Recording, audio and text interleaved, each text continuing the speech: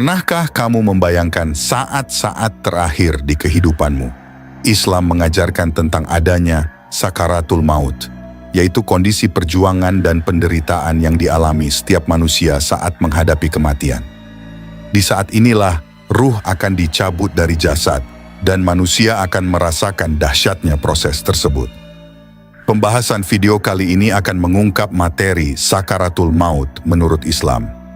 Kami akan membahas 4 hal penting di antaranya. Pertama, dahsyatnya sakaratul maut. Bagaimana proses pencabutan ruh yang begitu menyakitkan dan penuh perjuangan. Kedua, gangguan iblis saat sakaratul maut. Saat-saat sakarat menjadi momen rawan manusia, digoda iblis untuk meninggalkan keimanan. Ketiga, sakaratul maut bagi orang kafir. Bagaimana kondisi mengerikan yang dialami orang yang tidak beriman saat menghadapi kematian. Keempat, sakaratul maut bagi orang mukmin. Meskipun sama-sama merasakan sakit, orang mukmin mendapat pertolongan dan kemudahan dari Allah Subhanahu wa Ta'ala saat sakaratul maut. Pembahasan kali ini akan membantu kita mempersiapkan diri menghadapi kematian dengan lebih baik dan meningkatkan keimanan kita kepada Allah Subhanahu wa Ta'ala. Sebelum lanjut, jangan lupa untuk bantu support channel Umat Muslim dengan like, subscribe, dan tulis pendapat kalian di kolom komentar. Bismillah, mari kita mulai pembahasannya.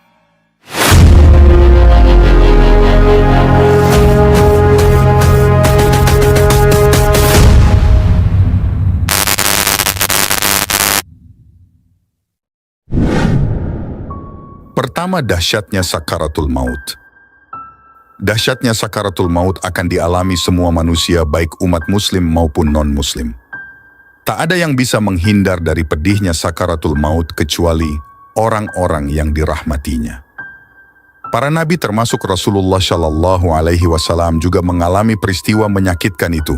Rasulullah menggambarkan sakaratul maut seperti tusukan pedang 300 kali. Semoga Allah melindungi kita dari pedihnya sakaratul maut. Ustaz Said Baumar mengatakan, proses tercabutnya nyawa manusia akan diawali dengan detik-detik menegangkan dan sangat menyakitkan. Peristiwa ini dikenal sebagai sakaratul maut. Ibnu Abi Ad-Dunya rahimakumullah meriwayatkan dari Syaddad bin Aus radhiyallahu anhu, ia berkata, kematian adalah kengerian yang paling dahsyat di dunia dan akhirat bagi orang yang beriman. Kematian lebih menyakitkan dari goresan gergaji, sayatan gunting, panasnya air mendidih di bejana.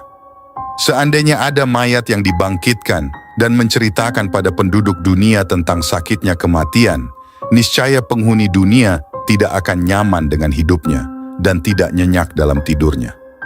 Allah Subhanahu wa Ta'ala berfirman, ketika sakaratul maut datang kepada setiap manusia, pasti malaikat berkata kepadanya, inilah kematian yang dahulu senantiasa kamu hindari. Al-Quran Surah Qaf ayat 19. Hujatul Islam Imam Al-Ghazali mengatakan bahwa, demi Allah, sekiranya jenazah yang sedang kalian tangisi bisa berbicara sekejap, lalu menceritakan pengalaman sakaratul mautnya pada kalian, niscaya kalian akan melupakan jenazah tersebut dan mulai menangisi diri kalian sendiri. Rasulullah bersabda bahwa kematian yang paling ringan ibarat sebatang pohon penuh duri yang menancap di selembar kain sutra. Apakah batang pohon duri itu dapat diambil tanpa membawa serta bagian kain sutra yang tersobek? Hadis riwayat Al-Bukhari.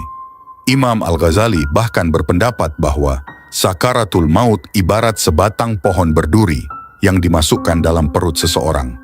Kemudian seorang lelaki menariknya dengan sekuat-kuatnya, sehingga ranting itu pun membawa semua bagian tubuh yang tersangkut padanya dan meninggalkan yang tersisa. Imam Al-Ghazali juga mengatakan bahwa rasa sakit yang dirasakan selama sakaratul maut seperti menghujam jiwa dan menyebar ke seluruh anggota tubuh. Sehingga bagi orang yang sedang sekarat, merasakan bahwa dirinya ditarik-tarik dan dicabut dari setiap urat nadi, urat syaraf, persendian, dan dari setiap akar rambut, serta kulit kepala hingga kaki. Dari keterangan Nabi dan ulama terdahulu di atas, kita tak dapat membayangkan betapa sakitnya sakaratul maut. Tidak bermaksud untuk menakut-nakuti, tetapi begitulah peringatan Rasulullah Shallallahu Alaihi Wasallam akan kematian. Syekh Umar Sulaiman Al-Asghar dalam bukunya berjudul Ensiklopedia Kiamat memaparkan iman tidak diterima lagi jika maut telah datang dan tobat akan sia-sia jika sekarat telah sampai di kerongkongan. Allah Subhanahu wa Ta'ala berfirman, "Sesungguhnya tobat di visi Allah hanyalah tobat bagi orang-orang yang mengerjakan kejahatan lantaran kejahilan, yang kemudian mereka bertobat dengan segera, maka mereka itulah yang diterima Allah tobatnya. Allah Maha mengetahui lagi Maha bijaksana. Dan tidaklah tobat itu diterima Allah Subhanahu wa Ta'ala dari orang-orang yang mengerjakan kejahatan, yang hingga apabila datang ajal kepada seseorang di antara mereka, barulah ia mengatakan, 'Sesungguhnya saya bertobat sekarang,' dan tidak pula diterima tobat orang-orang yang mati sedang mereka di dalam kekafiran. Bagi orang-orang itu telah kami sediakan siksa yang pedih." Al-Quran Surah An-Nisa ayat 17-18. Ibn Katsir menuturkan hadis yang menunjukkan bahwa tobat seorang hamba dapat diterima jika maut telah datang selama belum sampai tenggorokan. Sesungguhnya Allah Subhanahu wa Ta'ala menerima tobat seorang hamba selama sekarat belum sampai tenggorokan. Diriwayatkan oleh Tirmidzi dan Ibnu Majah, setiap orang yang tobat sebelum mati, maka ia telah benar-benar bertobat asal ikhlas dan serius. Terkadang seseorang tidak dapat bertobat pada saat sekarat, dan karenanya seyogyanya ia menyegerakan tobat sebelum ajal menjelang. Lakukanlah tobat dengan penuh harapan pada dirimu sebelum datang maut dan sebelum mulut terkunci. Segeralah tobat, wahai jiwa-jiwa yang tertutup, karena tobat adalah harta karun bagi orang yang kembali dan berbuat baik.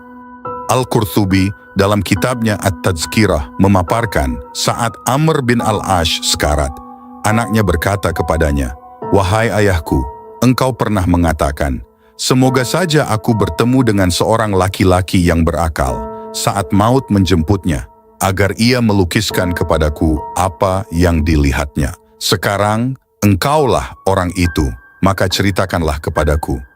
Ayahnya menjawab, "Anakku, demi Allah, seakan-akan bagian sampingku berada di ranjang, seakan-akan aku bernafas dari jarum beracun, seakan-akan duri pohon ditarik dari tapak kakiku sampai kepala."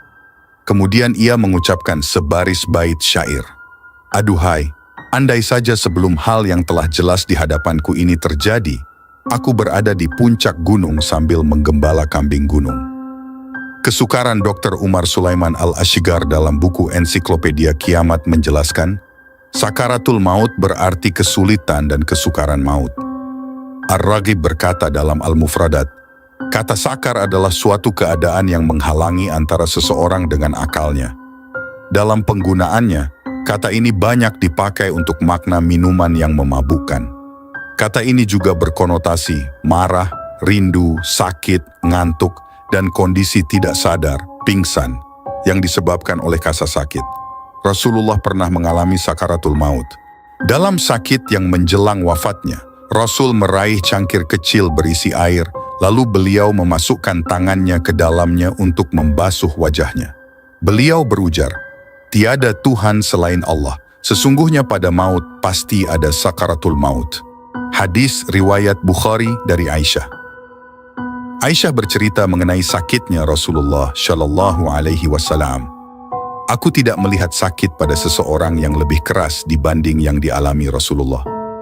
Aisyah juga pernah masuk ke kamar ayahnya Abu Bakar yang sedang sakit menjelang wafatnya. Tatkala sakit itu semakin berat, Aisyah mengucapkan sebait syair, "Kekayaan tidak berarti apa-apa bagi seorang pemuda saat sekarat melewati kerongkongannya dan menyesakkan dadanya." Lalu Abu Bakar membuka wajahnya dan berujar, "Bukan begitu, yang benar mengutip sebuah ayat, dan datanglah sakaratul maut dengan sebenar-benarnya. Itulah yang kamu selalu lari darinya." Hadis riwayat Bukhari, Muslim, dan At-Tirmizi. Jiwa yang busuk. Sudah pasti orang kafir akan mengalami maut lebih berat dibanding yang dialami seorang mukmin. Umar Sulaiman Al-Asghar mengutip sebagian hadis dari Al-Barra Ibnu Azib, "Wahai jiwa yang busuk, keluarlah menuju kebencian dan murka Allah. Lalu ia berpisah dari jasadnya, dan si malaikat mencabutnya. Sebagaimana bulu wol yang tebal dan basah dicabut, dan bersamaan dengan itu, terputuslah urat-urat dan syaraf-syaraf. Al-Quran melukiskan betapa beratnya sakaratul maut yang dialami oleh orang kafir. Dan siapakah yang lebih zalim daripada orang yang membuat kedustaan terhadap Allah? Atau yang berkata, telah diwahyukan kepada saya, padahal tidak ada diwahyukan sesuatu pun kepadanya. Dan orang yang berkata, saya akan menurunkan seperti apa yang diturunkan Allah. Alangkah dahsyatnya, sekiranya kamu melihat di waktu orang-orang yang zalim berada dalam tekanan sakaratul maut, sedang para malaikat memukul dengan tangannya, sambil berkata, keluarkanlah nyawamu. Di hari ini kamu dibalas dengan siksa yang sangat menghinakan, karena kamu selalu mengatakan terhadap Allah Subhanahu wa Ta'ala perkataan yang tidak benar, dan karena kamu selalu menyombongkan diri terhadap ayat-ayatnya. Al-Quran Surah Al-An'am ayat 93. Maksud ayat di atas, seperti dituturkan Ibnu Katsir, adalah ketika malaikat azab memberi kabar kepada orang kafir tentang azab, belenggu, rantai, neraka jahim, api yang panas membakar dan murka Allah Subhanahu wa Ta'ala. Lalu si malaikat berusaha mencabut roh dari jasadnya, akan tetapi rohnya menolak keluar. Maka malaikat memukul mereka sampai roh mereka keluar dari jasad, sambil berteriak, keluarkan nyawamu. Pada hari ini kamu dibalas dengan siksaan yang sangat menghinakan, karena kamu selalu mengatakan terhadap Allah Subhanahu wa Ta'ala perkataan yang tidak benar. Ibnu Katsir menafsirkan, wa al-malaikah basithu aidihim, dengan memukul. Makna ayat ini sama dengan makna ayat, sungguh kalau kamu menggerakkan tanganmu kepadaku untuk membunuhku. Al-Quran Surah Al-Maidah ayat 28. Dan mereka menjulurkan tangan dan lidah mereka kepadamu dengan menyakitimu. Rasulullah memberitahukan kepada kita bahwa sakaratul maut akan diringankan bagi orang yang mati syahid di medan perang. Abu Hurairah meriwayatkan bahwa Rasulullah Shallallahu Alaihi Wasallam bersabda, orang yang mati syahid tidak merasakan sakitnya terbunuh, kecuali seperti sakitnya dicubit. Diriwayatkan oleh Tirmidzi, An-Nasai, dan Ad-Darimi. Tirmidzi berkata, hadis ini Hasan Gharib. Syekh Abdul Qadir Al-Jilani dalam kitab Futuh Al-Ghaib bertutur mengenai kisah seorang wali menjelang sakaratul maut. Kisah ini disampaikan dalam risalah ke-79 sebagai berikut. Kala sang wali menghadapi sakaratul maut, putranya Abdul Wahab berkata kepadanya, apa yang mesti kulakukan sepeninggal ayah? Kamu mesti takut kepadanya, jangan takut kepada selainnya, jangan berharap kepada selainnya, dan berpasrahlah hanya kepadanya, jawabnya. Selanjutnya ia berkata, aku adalah biji tak berkulit. Orang lain telah datang kepadaku, berilah mereka tempat dan hormatilah mereka. Inilah manfaat nan besar. Jangan membuat tempat ini penuh sesak dengan ini. Atasmu kedamaian, kasih dan rahmat Allah Subhanahu wa Ta'ala. Semoga Dia melindungiku dan kamu, dan mengasihiku dan kamu. Kumulai senantiasa dengan asma Allah Subhanahu wa Ta'ala. Ia terus berkata begini satu hari satu malam, celakalah kau, aku tak takut sesuatu pun, baik malaikat maupun malaikat maut. Duhai malaikat maut, bukanlah kau, tapi sahabatku yang bermurah kepadaku. Lantas pada malam kewafatannya, ia memekik keras, dan kata kedua putranya, Abdur Razak dan Musa, dia mengangkat dan merentangkan kedua tangannya, sembari berkata, atasmu kedamaian, kasih dan rahmat Allah, bertobatlah dan ikutilah jalan ini. Kini aku datang kepadamu. Dia berkata, tunggu, dan meninggallah dia. Kedua, gangguan iblis saat sakaratul maut. Ketika seseorang akan meninggal dunia, iblis akan mendatanginya dalam berbagai macam bentuk dan rupa. Ada iblis akan mendatangi setiap manusia yang tengah sakaratul maut. Kedatangan iblis tersebut tidak lain untuk menggoda dan menakut-nakuti manusia yang akan meninggal, sehingga orang tersebut melupakan Allah Subhanahu wa Ta'ala dan akhirnya meninggal dalam keadaan mengingkari Allah, su'ul khatimah. Firman Allah Subhanahu wa Ta'ala artinya, "Hai orang-orang yang beriman, masuklah kamu ke dalam Islam keseluruhan, dan janganlah kamu turut langkah-langkah syaitan. Sesungguhnya syaitan itu musuh yang nyata bagimu." Al-Quran Surah Al-Baqarah ayat 208. Berikut 7 cara gangguan iblis saat sakaratul maut. Pertama, iblis akan mendatangi seseorang yang tengah sakaratul maut dalam rupa yang aneh, seperti emas, perak, berlian, dan lain-lain. Terkadang iblis juga akan datang dalam bentuk makanan dan minuman yang sangat lezat. Hal ini biasanya terjadi jika orang yang sedang sakaratul maut itu sangat tamak dan senang kepada barang-barang tersebut. Saat orang yang akan mati itu meraba atau menyentuh barang-barang iblis tersebut, dan pada waktu yang bersamaan nyawanya putus dari tubuh, maka orang tersebut mati dalam keadaan lalai dan lupa kepada Allah Subhanahu wa Ta'ala. Barang siapa yang mati dalam keadaan demikian, maka ia meninggal dalam keadaan fasik dan munafik. Kedua, iblis akan mendatangi seseorang yang tengah sakaratul maut dalam wujud binatang yang ditakuti orang itu, misalnya harimau, singa, ular, atau yang lain. Apabila orang yang sedang sakaratul maut itu melihat binatang tersebut lalu menjerit dan melompat dengan sekuat hati, dan pada saat yang bersamaan rohnya putus dari raganya, maka orang tersebut juga mati dalam keadaan fasik dan munafik, yaitu mati dalam keadaan lupa kepada Allah Subhanahu wa Ta'ala. Ketiga, iblis akan mendatangi dan memperdaya seseorang yang sedang sakaratul maut dengan menyerupai binatang kesayangan orang itu, misalnya kucing, kelinci, burung, dan sebagainya. Apabila tangan orang yang hendak mati tersebut meraba-raba binatang itu, dan pada saat yang bersamaan dia mati, maka ia mati dalam keadaan hatinya melupakan Allah, dan termasuk orang-orang yang mati dalam keadaan fasik dan munafik. Keempat, iblis mendatangi seseorang yang akan meninggal dunia menyerupai wajah seseorang yang paling dibenci oleh orang yang akan meninggal tersebut, misalnya musuhnya semasa hidupnya. Jika orang yang dalam keadaan sakaratul maut itu menggerakkan dirinya untuk melakukan sesuatu terhadap musuh yang dibencinya tersebut, dan bersamaan dengan itu maut menjemputnya, maka orang tersebut mati dalam keadaan fasik dan munafik. Kelima, iblis akan mendatangi seseorang yang hampir mati dalam rupa anggota keluarga orang itu, seperti ayah dan ibunya, dengan membawa makanan dan minuman. Ayah dan ibu jelmaan iblis tersebut akan berkata dengan penuh kasih, "Wahai anakku, hanya ini makanan dan bekal yang kami bawakan untukmu, dan berjanjilah bahwa engkau akan menuruti kami dan menyembah Tuhan yang kami sembah, supaya kita tidak lagi bercerai-berai, dan marilah bersama kami masuk ke dalam surga." Jika seseorang yang hampir mati tersebut mengikuti perkataan iblis itu, dan saat itu juga nyawanya keluar dari jasadnya, maka orang tersebut mati dalam keadaan kafir, dan terhapuslah semua amal kebaikan yang pernah ia lakukan semasa hidupnya. Keenam, iblis akan mendatangi seseorang yang hampir mati dalam rupa para ulama dengan membawa banyak sekali kitab. Iblis yang telah menyerupai para ulama itu akan berkata kepada orang yang sedang sekarat itu, "Wahai muridku, sudah lama sekali kami menunggu dirimu, rupanya kamu sedang sakit di sini. Oleh sebab itu, kami membawakan untukmu dokter dan berbagai macam obat-obatan.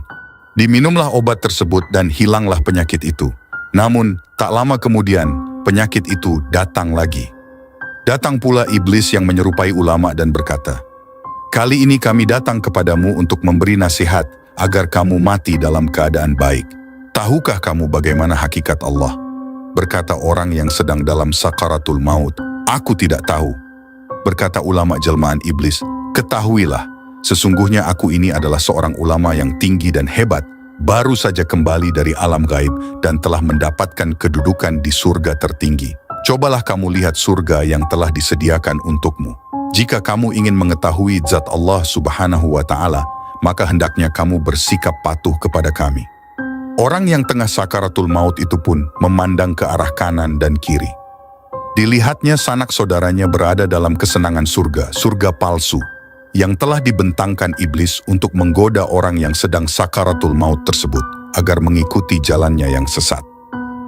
Orang yang sedang sakaratul maut itu lantas bertanya kepada ulama palsu jelmaan iblis, bagaimanakah zat Allah Subhanahu wa Ta'ala? Iblis menjadi sangat gembira, ternyata jeratannya tersebut tepat mengenai sasaran. Iblis pun berkata, tunggu, sebentar lagi dinding dan tirai akan dibuka kepadamu. Begitu tirai yang berwarna-warni tersebut dibuka selapis demi selapis, orang yang dalam keadaan sakaratul maut itu pun dapat melihat satu benda yang sangat besar, seolah-olah lebih besar dari langit dan bumi. Berkata iblis, itulah dia zat Allah yang patut kita sembah. Berkata orang yang tengah sakaratul maut, wahai guruku, ini benda yang benar-benar besar, tetapi benda ini mempunyai 6 sisi, yaitu kiri dan kanan, atas dan bawah, depan dan belakang. Sedangkan zat Allah Subhanahu wa Ta'ala tidak menyerupai makhluk, dia maha sempurna dan tidak memiliki sedikit pun kekurangan. Namun, mengapa zat yang ada di hadapan kita ini lain dari yang kita ketahui dahulu? Mengapa yang patut disembah sekarang adalah dia? Ketika seseorang yang hampir mati tersebut masih dalam keraguan-raguannya dan malaikat maut datang mencabut nyawanya, maka matilah orang tersebut dalam keadaan kafir dan mengingkari Allah Subhanahu wa Ta'ala, serta terhapuslah segala amal baiknya selama hidup di dunia. Ketujuh, iblis yang ketujuh ini terdiri dari 72 barisan. Hal ini sesuai dengan hadits Rasulullah bahwa umat beliau akan terbagi menjadi 73 golongan dan hanya satu golongan yang akan diterima oleh Allah Subhanahu wa Ta'ala. Adapun 72 golongan lainnya tidak akan diterima di sisinya. Dengan 72 barisan inilah iblis menggoda setiap orang yang akan meninggal dengan berbagai cara agar orang tersebut mati dalam keadaan melupakan Allah Subhanahu wa Ta'ala. Ketiga, sakaratul maut bagi orang kafir. Syekh Abu Laits As-Samarqandi, ulama ahli fiqih, wafat 373 Hijriah, dalam kitabnya Tanbihul Ghafilin, menceritakan dahsyatnya proses keluarnya roh dari tubuh orang kafir. Orang yang tidak beriman kepada Allah Subhanahu wa Ta'ala dan Rasulnya. Sakaratul maut adalah saat di mana manusia akan menghadapi kematian, yaitu berpisahnya roh dari jasad. Nabi Muhammad Shallallahu Alaihi Wasallam telah mengabarkan bagaimana dahsyatnya sakaratul maut karena beliau sendiri pernah mengalaminya. Semoga Allah meringankan kita saat menghadapi sakaratul maut. Maut itu bagaikan pohon berduri dimasukkan ke dalam tubuh anak Adam. Maka tiap duri berkait dengan urat, lalu dicabut oleh seorang yang kuat sehingga dapat memutuskan apa yang terputus dan meninggalkan apa yang masih tinggal. Imam Abu Laits mengatakan bahwa Nabi Muhammad bersabda, adapun hamba yang kafir, jika akan meninggal dunia dan menghadapi akhirat, maka datanglah kepadanya malaikat yang mukanya hitam, dengan pakaian hitam, lalu duduk di mukanya sepanjang pandangan mata. Kemudian datang malaikat maut dan duduk di samping kepalanya lalu berkata, hai roh yang jahat, keluarlah menuju murka Allah. Maka tersebar di semua anggota badannya, maka dicabut rohnya, bagaikan mencabut besi dari bulu yang basah, maka terputus semua urat dan ototnya, lalu diterima akan dimasukkan dalam kain hitam, dan dibawa dengan bau yang sangat busuk bagaikan bangkai, dan dibawa naik, maka tidak melalui malaikat melainkan ditanya, roh siapakah yang jahat dan busuk itu?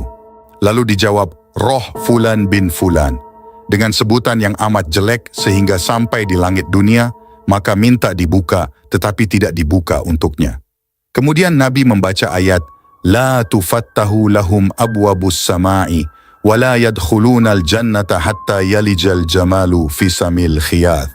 Artinya, tidak dibukakan bagi mereka itu pintu-pintu langit, dan tidak dapat masuk syurga, sehingga unta dapat masuk dalam lubang jarum.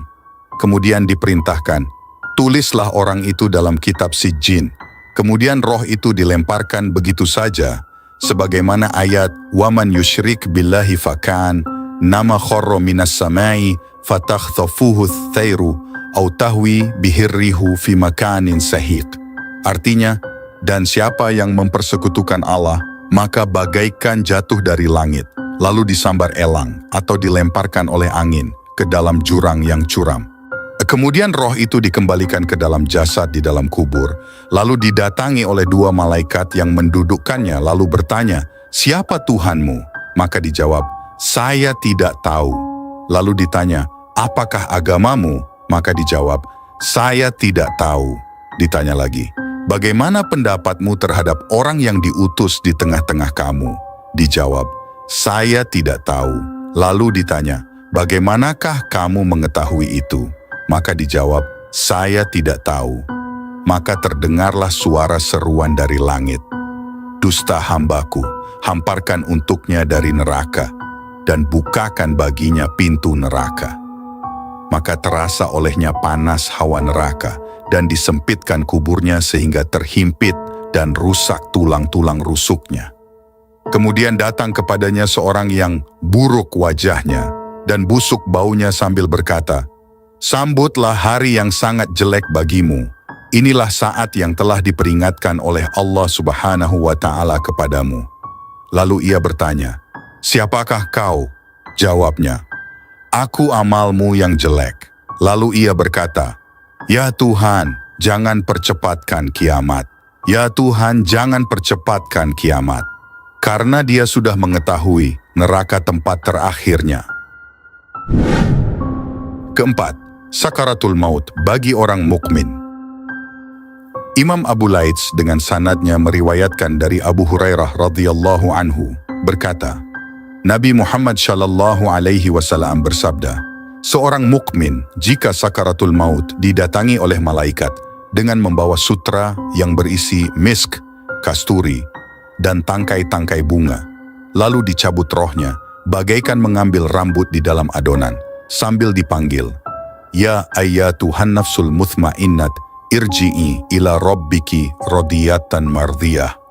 Yang artinya, wahai roh yang tenang, kembalilah kepada Tuhanmu dengan perasaan rela dan diridhoi. Kembalilah dengan rahmat dan keridhaan Allah Subhanahu wa Ta'ala." Maka jika telah keluar rohnya, langsung diletakkan di atas misik dan bunga-bunga itu, lalu dilipat dengan sutera dan dibawa ke Iliyin. Rasulullah bersabda lagi, "Maka keluarlah rohnya mengalir, bagaikan titisan dari mulut kendi tempat air, maka langsung diterima dan langsung dimasukkan dalam kafan, dan dibawa keluar semerbak harum, bagaikan kasturi yang terharum di atas bumi. Lalu dibawa naik melalui rombongan malaikat, lalu ditanya, 'Roh siapakah yang harum ini?' Dijawab, 'Roh Fulan bin Fulan,' sehingga sampai ke langit, dan di sana dibukakan pintu langit, dan disambut oleh penduduknya, dan pada tiap-tiap langit dihantar oleh malaikat Muqarbun. Dibawa naik ke langit yang atas hingga sampai ke langit ke-7, maka Allah berfirman, 'Catatlah suratnya di Iliyin.' Kemudian dikembalikan ia ke bumi, sebab daripadanya kami jadikan, dan di dalamnya aku kembalikan, dan daripadanya pula akan aku keluarkan pada saatnya. Maka kembalilah roh ke jasad dalam kubur, kemudian datang kepadanya dua malaikat untuk bertanya, 'Siapa Tuhanmu?' Maka dijawab, 'Allah Tuhanku.' Lalu ditanya, 'Apakah agamamu?' Maka dijawab, 'Agamaku Islam.' Ditanya lagi, 'Bagaimana pendapatmu terhadap orang yang diutus di tengah-tengah kamu?' Dijawab, 'Beliau utusan Allah Subhanahu wa Ta'ala.' Lalu ditanya, 'Bagaimanakah kamu mengetahui itu?' Maka dijawab, 'Saya membaca kitab Allah, lalu percaya dan membenarkannya.'